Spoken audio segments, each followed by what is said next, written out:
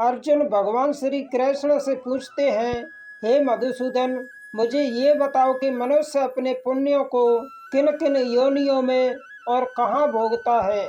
इस पर श्री कृष्ण कहते हैं कि हे अर्जुन, पुण्यवान मनुष्य अपने पुण्यों के द्वारा किन्नर, गंधर्व अथवा देवताओं की योनियां धारण करके स्वर्ग लोक में तब तक रहता है जब तक उसके पुण्य शून्य नहीं हो जाते। और प्राणी के हिसाब में जितने पुण्य कर्म होते हैं उतनी ही देर उसे स्वर्ग में रखा जाता है। जब पुण्यों के फल की अवधि समाप्त हो जाती है तो उसे फिर पृथ्वी लोक में वापस आना पड़ता है और मृत्यु लोक में पुनर्जन्म धारण करना पड़ता है। ये सुनकर अर्जुन कहते हैं कि स्वर्ग लोक में मनुष्य के पुण्य क्यों समाप्त हो जाते हैं। वहाँ जब वह देव योनि में होता है तो वह अवश्य ही अच्छे कर्म करता होगा, उसे इन अच्छे कर्मों का पुण्य तो प्राप्त होता होगा।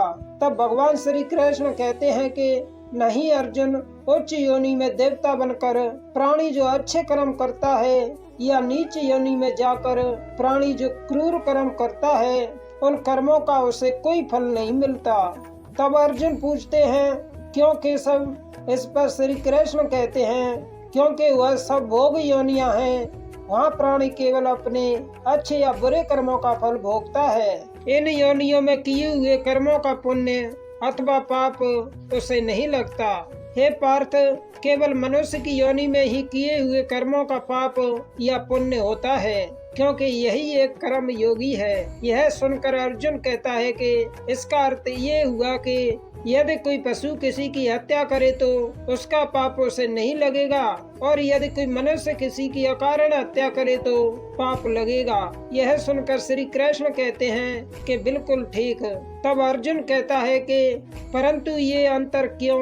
इस पर श्री कृष्ण कहते हैं, इसलिए कि पृथ्वी लोक में समस्त प्राणियों में केवल मनुष्य ही एक ऐसा प्राणी है जो विवेकशील है। वह अच्छे और बुरे की पहचान रखता है, दूसरा कोई भी प्राणी ऐसा नहीं कर सकता। इसलिए यदि कोई सांप किसी मनुष्य को अकारण ही डस ले और वह मर जाए तो उस सांप को उसकी हत्या का पाप नहीं लगेगा।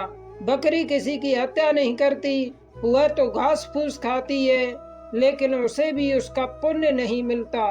पाप पुण्य का लेखा जोखा अर्थात प्रारब्ध केवल मनुष्य का बनता है। इसलिए मनुष्य जब अपने पाप और पुण्य भोग लेता है तो उसे फिर मनुष्य की योनि में भेज दिया जाता है।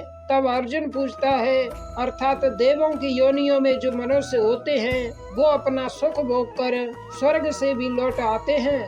यह सुनकर श्री कृष्ण कहते हैं कि हाँ, और मनुष्य की योनि प्राप्त होने पर फिर कर्म करते हैं और इस तरह सदैव जन्म मृत्यु का कष्ट भोगते रहते हैं। यह सुनकर अर्जुन कहता है, हे मधुसूदन, क्या कोई ऐसा स्थान नहीं जहाँ से लौटकर आना न पड़े और जन्म मरण का ये चक्र समाप्त हो जाए। यह सुनकर श्री कृष्ण कहते हैं कि ऐसा स्थान केवल परम धाम है, अर्थात मेरा धाम, जहाँ पहुँचने के बाद किसी को लौटकर नहीं आना पड़ता। इसी को मोक्ष कहते हैं। हे अर्जुन, मनुष्य के जन्म का प्रधान उद्देश्य केवल मोक्ष प्राप्त करना होता है, और ये मोक्ष केवल मनुष्य योनि द्वारा ही प्राप्त होता है। इसलिए मनुष्य के शरीर को मोक्ष का द्वार कहा जाता है। हे अर्जुन, मानव शरीर बड़ी मुश्किल से मिलता है, इसे यूं ही गंवाना नहीं चाहिए। देवता भी मानव शरीर की आकांक्षा करते हैं, परंतु मनुष्य की विडंबना यही है कि वह इस शरीर को अर्थात मोक्ष के अवसर को गंवाता रहता है। सारी आयु भोग विलासों में बिताता है, यहाँ तक कि जब शरीर छूटने का समय आता है तब भी वासना उसका पीछा नहीं छोड़ती। हे अर्जुन, मृत्यु के समय जो वासना मनुष्य के मन में दृढ़ रहती है, उसी वासना के अंतर्गत मनुष्य का दूसरा जन्म होता है।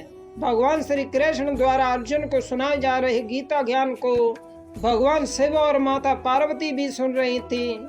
यह सुनकर माता पार्वती कहती हैं कि प्रभु भगवान श्री कृष्ण ये क्या कह रहे हैं कि मनुष्य के मन में जो वासना या जो अधूरी कामना होती है, मनुष्य का अगला जन्म उसी के अंतर्गत होता है। इसका क्या अर्थ है? यह सुनकर शिव जी कहते हैं कि देवी, इस समय भगवान श्री कृष्ण ने जो कहा है वह अत्यंत गोपनीय है। और गूढ़ ज्ञान है, बल्कि इसे एक गुप्त विद्या ही समझो। जिसे ये विद्या आ जाए उस प्राणी को बड़े ही सही तरीके से मोक्ष मिल जाता है। यह सुनकर माता पार्वती कहती हैं कि मैं समझी नहीं भगवान कि ये गुप्त विद्या क्या है। यह सुनकर भगवान शिव कहते हैं कि देवी ये गुप्त विद्या मरने की विद्या है। प्रभु का कहना है कि प्राणी ने चाहे जैसा भी जीवन व्यतीत किया हो, अंत काल में यदि वह एकाग्र होकर केवल प्रभु का ध्यान करते हुए शरीर का त्याग करे तो वह सीधा परमात्मा के चरणों में पहुंच जाता है, जहां से उसे वापस नहीं आना होता है। अर्थात मृत्यु का क्षण बड़े महत्व का क्षण होता है। इस क्षण में प्राणी जिस बात का ध्यान करता है उसी के अनुसार उसे दूसरा जन्म प्राप्त होता है। यह सुनकर माता पार्वती कहती हैं कि भगवान इस गूढ़ बात का कोई उदाहरण देकर समझाने की कृपा करें। यह सुनकर शिव जी कहते हैं कि देवी इस संबंध में महर्षि जड़ भरत से अच्छा क्या उदाहरण हो सकता है। जड़ भरत एक ऋषि थे, वे मुक्ति के द्वार तक पहुंच चुके थे। उन्होंने रण के एक बेसहारा बच्चे को पाल लिया था। उस बच्चे से उसका मन इतना लग गया था कि हर समय उन्हें रण के बच्चे की ही चिंता लगी रहती थी। यहाँ तक कि अपनी मृत्यु के समय भी उनका ध्यान उसी बच्चे में था। अंतिम क्षण में भी उनका ध्यान उस बच्चे की ओर ही था। इसलिए अगले जन्म में उन्हें हिरण की योनि मिली थी। यह सुनकर माता पार्वती कहती हैं कि प्रभु मृत्यु के समय का इतना महत्व क्यों होता है।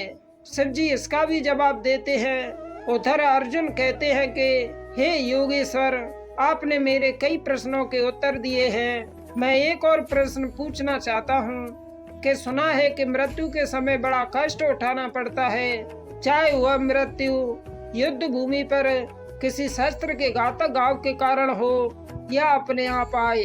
क्या मृत्यु को आसान बनाने का कोई तरीका नहीं है। यह सुनकर भगवान श्री कृष्ण कहते हैं, हे अर्जुन, प्रश्न मृत्यु को आसान बनाने का नहीं है, बल्कि जन्म और मरण के चक्र से निकलकर मोक्ष प्राप्त करने का है। यदि मनुष्य मृत्यु के समय ये विधि अपनाए जो मैं तुम्हें बता रहा हूँ तो उसे तुरंत मोक्ष प्राप्त होगा और वह सीधा मेरे धाम को पहुँचेगा। यह सुनकर अर्जुन कहता है कि वह गोपनीय विधि क्या है माधव। इस पर श्री कृष्ण कहते हैं कि प्राण त्यागते समय अपनी सभी इंद्रियों के द्वार को रोककर तथा मन को हृदय में स्थिर करके और प्राण को मस्तिष्क में स्थापित करके परमात्मा का स्मरण करते हुए ओम मंत्र का उच्चारण करें तो वह मनुष्य जीवन भर कितना ही पापी क्यों ना रहा हो, उसे मोक्ष अवश्य ही प्राप्त हो जाएगा। फिर श्री कृष्ण अर्जुन को ओम मंत्र की महिमा का महत्व बताते हैं और मनुष्य के शरीर के भीतर क्या है यह बताते हैं और बताते हैं कि इसका महत्व क्या है। वे बताते हैं कि मानव के शरीर में ही ब्रह्मांड समाया है और इसी के भीतर सप्तलोक है। मनुष्य ओम के द्वारा ही ब्रह्मलोक जा सकता है। यह सुनकर अर्जुन कहता है कि हे केशव, तुमने मेरे मन में ज्ञान की ज्योति जलाकर अज्ञान के अंधकार को नष्ट कर दिया है। मेरे मन से मोह और भ्रम के सारे पर्दे उठ गए हैं। अब मैं अपने आप को तुम्हारी हर आज्ञा के अधीन करता हूँ। यह सुनकर श्री कृष्ण कहते हैं कि हे अर्जुन, फिर भी तुम्हारे मन में अब भी कोई शंका या कोई प्रश्न हो तो पूछ लो। अर्जुन बीच में ही रोककर कहता है, नहीं माधव नहीं, अब इस मन में कोई शंका या कोई आशंका नहीं रही। मन में अब केवल विश्वास और श्रद्धा है। केशव, अब मुझे कुछ नहीं जानना और कुछ नहीं पूछना। हाँ, मुझे अपना शिष्य समझकर तुम्हें यदि कोई अंतिम उपदेश देना हो तो उस प्रसाद को भी पाने के लिए मैंने अपने मन की झोली फैला रखी है। मुझे जिसके योग्य समझो वही अंतिम उपदेश प्रदान करो। यह सुनकर भगवान श्री कृष्ण कहते हैं कि मैंने अब तक तुम्हें जो शिक्षा दी है वह सब भूल जाओ और मेरी शरण में केवल इस प्रकार आओ जैसे कांटों से लहूलुहान और कीचड़ से लथपथ एक बालक रोता राता भागकर अपनी माँ की गोद में पनाह लेता है और जिस प्रकार माँ उसके शरीर से सारा गंध और कीचड़ धोकर उसे फिर से एक फूल की तरह निर्मल और स्वच्छ बना देती है। हे अर्जुन, उसी प्रकार मैं तुम्हारे समस्त पापों का मैल धोकर तुम्हें पाप मुक्त कर दूंगा और समस्त सांसारिक बंधनों से मुक्ति देकर तुम्हें शाश्वत शांति प्रदान करूंगा।